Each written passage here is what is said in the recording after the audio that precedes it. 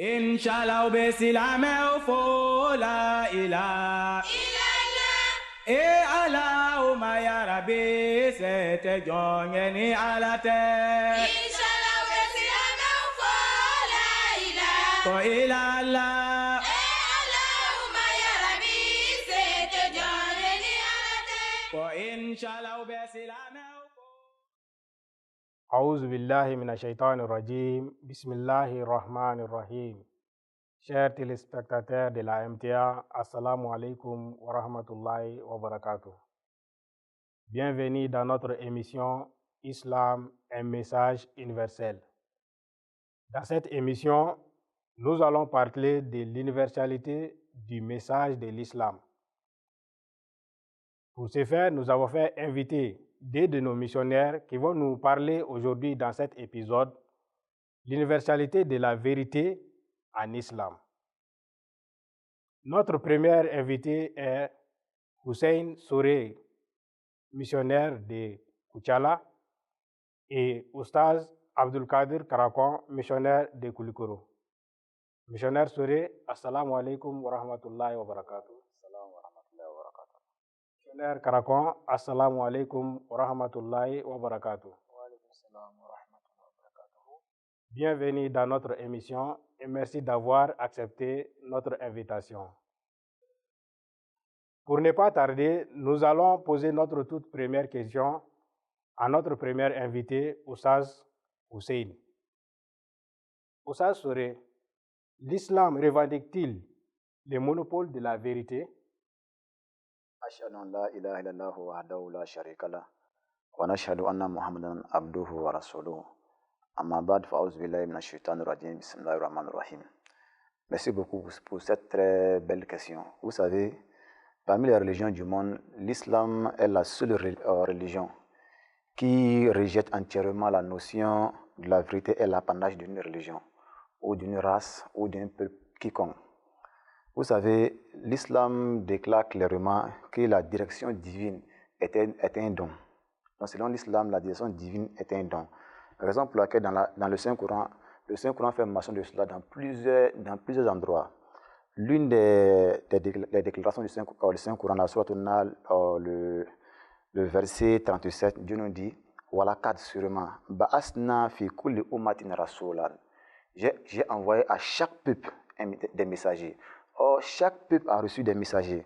Dans un autre endroit encore, le Saint-Coran encore fait mention de cela en disant chaque peuple a reçu des guideurs, chaque peuple a aussi quelqu'un pour venir les guider. Maintenant, en concernant la monopole de la vérité, vous savez, selon l'islam, tout peuple ancien a reçu une direction divine. Raison pour laquelle le Saint-Coran nous dit « Wa in yukazibuka » Oh Mohamed, si tu traites de menteur, fakat kezaba lezina min kablihim. Sache que ceux-là qui sont venus avant vous ont été traités de la même sorte. Ja'atuhum rusuluhum. Les prophètes sont venus envers eux, avec des signes clairs. Donc voilà ce que le Saint-Coran nous dit. Maintenant, à propos des autres peuples, encore, qu'est-ce que le Saint-Coran dit? Vous savez, beaucoup de peuples sont venus avant le Saint-Prophète Mustafa sallallahu alayhi wa sallam, tels que le peuple de Moïse et le peuple de Issa et Zacharia et ainsi de suite. Donc, selon le Saint-Coran, tous ces peuples-là ont reçu de la révélation divine, ils ont reçu de la vérité divine. Maintenant, à propos de ces peuples-là, qu'est-ce que l'islam dit? L'islam dit Wa min qawmin Moussa, et parmi les peuples de Moïse. Ici, il est spécifique. Parmi le peuple de Moïse, Ummatun, il y a un peuple, Yahaduna bil Haki, il guide les gens avec la vérité. Donc, selon le Saint-Coran, déjà, parmi le peuple de Moïse, il y a un groupe bien restreint, Yahaduna bil Haki, qui guide les gens avec la vérité. Wabi Yadilun. Et en cette vérité-là encore, là, les gens font justice avec cela. Donc, cela se trouve dans le Saint-Coran, dans le Araf, dans le verset 160. Donc, voilà ce que le Saint-Coran dit. Maintenant, pour en finir, je vais donner un autre verset qui est très, très beaucoup intéressant. Là-bas, qu'est-ce que Dieu dit? Dieu dit Wa mimman kalakna, et parmi les peuples que nous avons créés. Donc, ici, c'est de façon globale. Ici, il ne prend pas un peuple spécifique, mais ici, il prend de façon globale. Wa mimman kalakna, et parmi les peuples que nous avons créés. Ummatun, il y a un groupe de personnes, Yahaduna bil Haki, et à chaque fois, ils guident avec de la vérité. Donc, ici, selon l'islam, selon les enseignements de l'islam, l'islam n'est pas la seule religion qui monopole la vérité. Selon l'islam, tous les peuples passés, tous les prophètes passés ont été des hommes qui sont venus avec de la vérité. Raison pour laquelle il dit Wamiman kalakna. Parmi les peuples que nous avons créés, il y a un groupe de personnes, Yahadouna bil Haki, ils guident avec de la vérité, Wabi Yadilon. Et par cette vérité encore, ils font une justice absolue. Cela se trouve dans Sourate Al-Araf dans le verset 182. Donc voilà un peu ce que l'islam dit à propos de la vérité universelle. La vérité n'est pas restreinte à un peuple des Arabes ou à un peuple de l'Hijaz. Mais selon l'islam, la vérité est universelle. Jazakumullah Oustaz Souré de nous avoir éclairci sur ce sujet qui est le monopole de la vérité à propos de l'islam. Donc pour notre deuxième question que nous allons poser, ça sera pour Oustaz Abdulkader Karakon. Oustaz Abdulkader Karakon, selon les Saints Courans, les Arabes sont-ils les seuls à bénéficier de l'amour de Dieu? A'udhu billahi minash shaitanir rajim. Bismillahir rahmanir rahim. Alhamdulillah, merci beaucoup pour cette question. Car dans l'islam, toujours nous parlons de notre prophète Muhammad Mustafa sallallahu alayhi wa sallam, donc qui a été envoyé parmi les Arabes. Étant un Arabe, souvent peut-être les gens vont penser que l'amour de Dieu se dirige toujours vers les Arabes. Donc, alors que le Saint-Coran nous apprend qu'il n'y a eu des peuples ou des races qui n'ont été bénéficiés de la direction divine. Voilà, comme Oustaz l'a assez bien récité dans Surat An-Nahl, verset 37, Allah subhanahu wa ta'ala a bien dit que وَلَقَدْ بَعَثْنَا فِي كُلِّ أُمَّةٍ رَسُولًا أَنِ اعْبُدُوا اللَّهَ وَاجْتَنِبُوا الطَّاغُوتَ. Donc ici, c'est bien clair dans le verset coranique que Allah subhanahu wa ta'ala a envoyé un prophète à chaque communauté avec le message suivant: adorer Allah et éviter tous les transgresseurs. Donc ici, nous pouvons dire que la direction divine a été un bénéfice envers tout le monde ou toute une communauté dans le monde entier. Voilà, donc nous pouvons ajouter encore que selon les enseignements islamiques et selon les conseils donnés par notre cher prophète Muhammad Mustafa sallallahu alayhi wa sallam, même durant Hijjatul Wada, il a donné des conseils. Donc parmi ces conseils, il a bien parlé des différences entre les races en disant qu'il n'y a pas de différence entre nous. Voilà, un arabe n'est pas plus honorable qu'un non-arabe et de la même chose vice-versa. Donc dans le Saint-Coran aussi, Allah subhanahu wa ta'ala a dit: Inna akramakum indallahi atqakum. Le plus honorable de parmi vous est celui qui craint Allah le plus.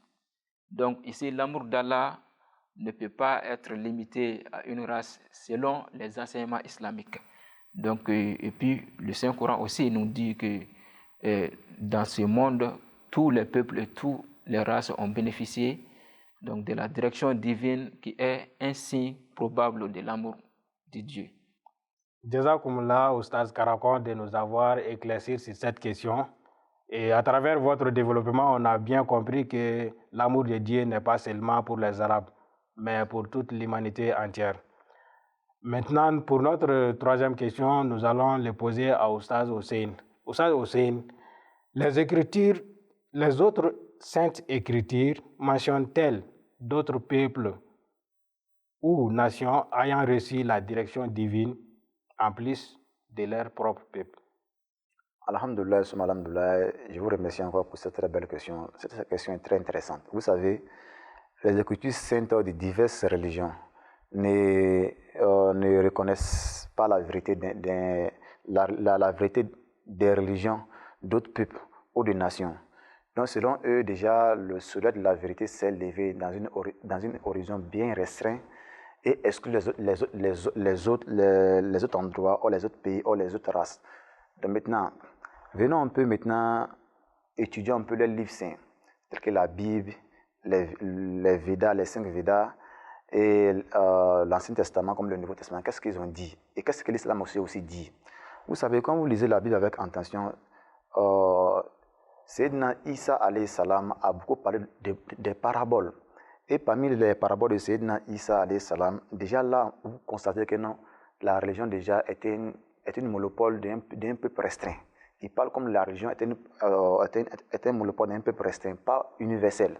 Maintenant, qu'est-ce que Nabi Isa alayhi salam dit? Il dit quoi? Il dit ne donnez pas les choses saintes de Dieu aux chiens.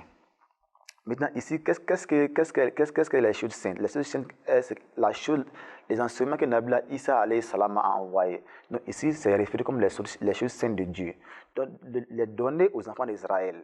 Maintenant, les mauvaises choses, les choses saintes, ne les donnez pas aux chiens. Ici, les chiens se réfèrent aux païens. Donc, c'est selon l'enseignement biblique, la vérité ou la sagesse ou la direction divine est restreinte.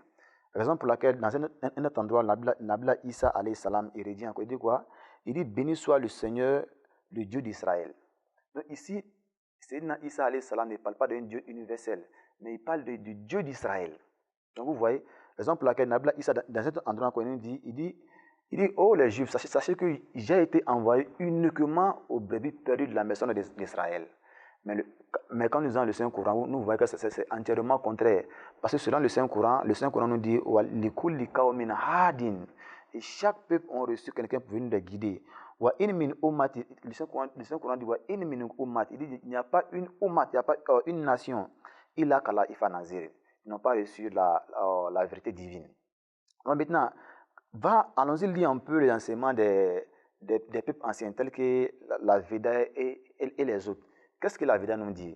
Quand nous allons en Gautama Structure 12, à la page 12, il nous dit, vous savez, selon les enseignements hindous, il n'est pas permis à un caste, c'est une famille inférieure, d'écouter même les textes de la Veda. Même les textes de la Veda. Et selon eux, si par hasard un membre inférieur d'un peuple attend réciter les textes du Veda, ses oreilles doivent être excellées. Or, ces oreilles doivent être coupées en morceaux. Donc voilà un peu ce que les autres enseignements nous disent. Mais quant à le Saint-Coran est contraire de cela. Selon le Saint-Coran, chaque peuple a reçu un guideur. Et chaque peuple qui sont venus avant le Saint-Prophète ont reçu une personne à qui il faut se focaliser là-dessus. Ils ont reçu une personne qui les guidait, mais pas les guider à aller à un autre Dieu, non. Mais les guider à aller à un Dieu, à le même Dieu qui est Allah subhanahu wa ta'ala. Comme l'islam le reconnaît, il est Rabbul Alamin, le Dieu de tout l'univers. Donc voilà un peu l'enseignement de l'islam, contrairement aux autres. Ok, merci pour cette explication. Mais à travers votre explication, nous avons vu que vous avez présenté la venue des messagers qui sont venus pour présenter des messages divins. Mais pourquoi Dieu continue-t-il à envoyer de nouveaux pour continuer à faire propager ce message? Vous savez, selon l'enseignement de l'islam, les prophètes sont venus avec un enseignement restreint. C'est par exemple laquelle Jésus-Christ alayhi salam nous dit, je n'ai été envoyé qu'aux brebis perdues de la maison d'Israël. Voilà le but de son envoyement. Maintenant, le monde avait besoin toujours d'un grand réformateur. Et ce grand réformateur, quand il est arrivé, il nous a donné une guidance absolue. Raison pour laquelle le Saint-Coran nous appelle le Khatam Nabiyyin, le sceau des prophètes. Raison pour laquelle le Saint-Coran nous dit aujourd'hui j'ai parachevé pour votre religion. Parce qu'à cette époque, au temps du Saint-Prophète, l'enseignement, la compréhension de l'être humain a été grandi à tel point qu'il pouvait recevoir beaucoup de choses. Raison pour laquelle Dieu a envoyé le Saint-Prophète sallallahu alayhi wa sallam. C'était la même religion qui a commencé depuis Sayyidina Adam alayhi salam jusqu'au temps du Saint-Prophète sallallahu alayhi wa sallam. C'est la même religion et c'est la même continualité. Raison pour laquelle le Saint-Coran dit aujourd'hui akmaltu, j'ai parachevé, j'ai accompli. Donc cela veut nous dire qu'auparavant c'était la même religion, mais elle n'était pas été accomplie déjà. Ouais. Maintenant, comme vous avez parlé dans les écritures des passés, ce qui veut dire que ces écritures-là n'étaient pas complètes. Comme vous venez de dire que le Saint-Coran est le message complet aujourd'hui, ce qui nous fait montrer que les messages qui étaient passés étaient des messages qui n'étaient pas complets. C'est aujourd'hui qu'on voit que ce message est complet. Donc, pour la suivante question, nous allons vers Oustaz Abdulkader Karakon. Oustaz Abdulkader Karakon, si ces religions sont vraies, quelle est la sagesse de présenter Dieu en des termes si restreints et limités? Alhamdulillah, c'est une très bonne question, car en parlant de la religion dans l'islam. Donc, sinon, si on parle de l'universalité, donc ici, on explique comme si les religions sont tous ensemble, les prophètes ont été tous envoyés par un seul Dieu. Donc la restriction ici, dans les messages des différents prophètes, il y a une très bonne explication pour ça aussi.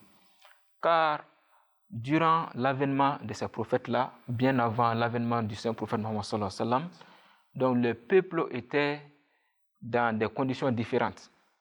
Les problèmes des localités n'étaient pas les mêmes. Et puis, la capacité mentale n'était pas les mêmes. Donc, les prophètes ont été envoyés pour résoudre des questions spécifiques, des problèmes qui étaient à leur portée, à la portée de ces peuples-là. Donc, le message n'était pas à tout le monde. Et puis, à ce moment-là, l'homme n'avait pas encore atteint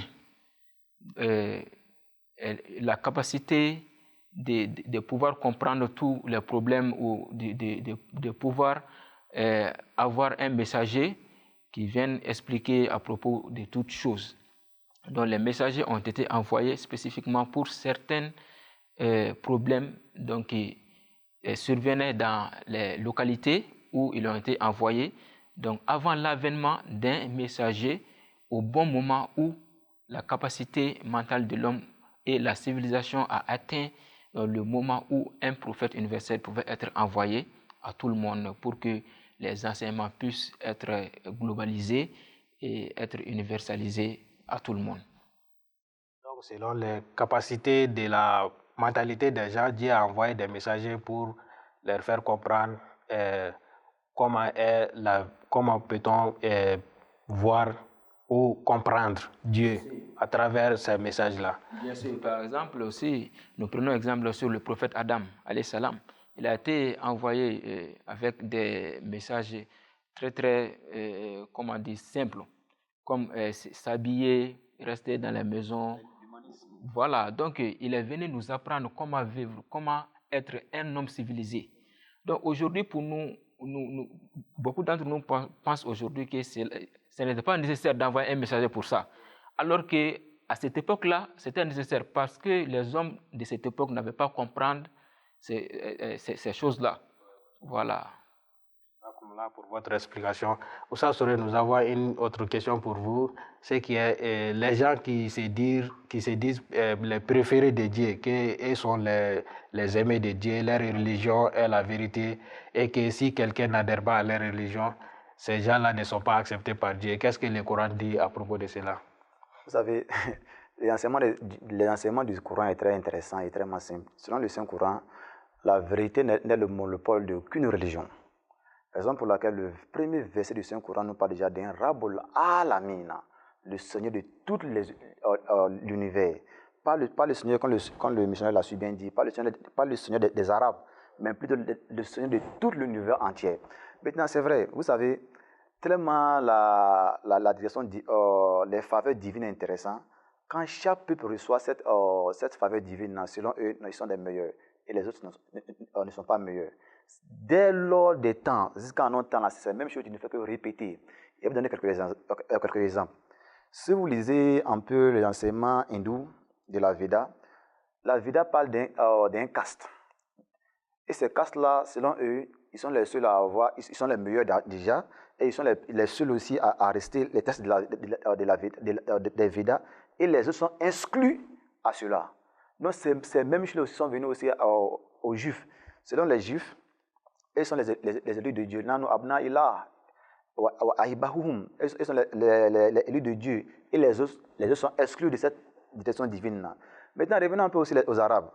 Quand les enfants Moussa sallallahu alayhi wa sallam est venu, c'est la même chose. Aujourd'hui, on parle de l'imam Mahdi alayhi salam. Et qui a c'était l'imam Mahdi alayhi salam? Ça a été les autres nations. Aujourd'hui, les Arabes ont reçu l'imam Mahdi alayhi salam. Pourquoi? Parce que pour eux déjà, eux sont les meilleurs. Et le Mahdi, Allah est dans le faux. La raison pour laquelle ça me fait rappeler un savant musulman qui dit quand le Mahdi viendra, personne ne va l'attaquer excepté les ulamas. Il a el fuqaha al qaso, excepté les ulamas. Aujourd'hui, bien sûr, c'est là que ça se passe. Donc, selon aussi, ils sont les meilleurs. Donc, ceux qui vont venir après, ils ne vont jamais l'accepter. Donc, ça a été une sunna depuis le temps. Mais cela ne veut pas dire que c'est la vérité, parce que selon l'islam, la vérité, toutes les nations passées ont reçu cette vérité-là. Et toute personne aussi a le droit de recevoir cette vérité-là. Maintenant, donnez-moi 2 minutes. Vous savez, le Saint-Coran nous dit, il dit, Inna akramakum indallahi, il dit, la meilleure d'entre vous est atkakum. Et celui-là qui a la crainte de Dieu. Et c'est ça qui est beaucoup important. Le prophète en expliquant cela, il dit quoi? Il dit, Rasul hikma makafatullah. Il dit, la meilleure des connaissances est la crainte de Dieu. Donc, chaque peuple qui a la crainte de Dieu, tu fais sa religion avec la justice, il aura le salut éternel, selon l'islam. Jazakumullah pour votre explication. Très rapidement, Oustaz Karakon, nous avons la même question pour vous. Si vous avez quelque chose à ajouter à ce que Oustaz Souré a fait. Il n'y a pas beaucoup de choses à ajouter, comme il vient de le dire. Donc, il est très important de dire aussi que c'est l'islam seul qui revendique que la vérité n'est le monopole d'aucune religion. Car c'est l'islam aussi, la religion universelle, qui est venue pour rassembler toutes les religions, pour montrer aux gens que les prophètes qui ont été envoyés sont tous envoyés par un même Dieu. Donc, il n'y a pas de différence. Donc, la différence n'était que ça dépendait des situations auxquelles les prophètes ont été envoyés. Donc, en même temps, quand le messager universel est venu, donc, nous devons tous s'unir dans un même bateau. Donc, il ne faut plus avoir de problèmes entre nous comme religion. Voilà, aujourd'hui, il y a beaucoup de gens qui pensent que les conflits qui se passent entre gens aujourd'hui, donc, le plus grand cause, ou bien la plus grande cause, c'est la religion. Alors que c'est la mauvaise compréhension de la religion qui pousse les gens vers ces genres de compréhension-là. Sinon, la religion est venue pour faire taire tous ces conflits et les différences entre les gens. Jazakumullah, Oustaz Karakon. Merci d'avoir éclairci sur ces questions que nous avons posées. Et Jazakumullah à vous aussi, Oustaz Hussein. Merci d'avoir participé à notre émission. Chers téléspectateurs de la MTA, nous étions à notre émission Islam, un message universel. J'espère que vous en avez beaucoup profité. Jazakumullah, assalamu alaikum wa rahmatullahi wa barakatuh. Silamɛ o an ka baara ɲuman kɛ. Alaba usara kiyama. Ala kɛra de ko an ka ɲuman kɛ ko Alaba usara kiyama. Silamɛ o an ka baara ɲuman kɛ. Alaba usara kiyama. Ala kɛra de ko an ka ɲuman kɛ. Alaba usara kiyama. Silamɛ o an ka baara ɲuman kɛ. Alaba usara kiyama. Ala kɛra de ko an ka ɲuman kɛ ko Alaba usara kiyama.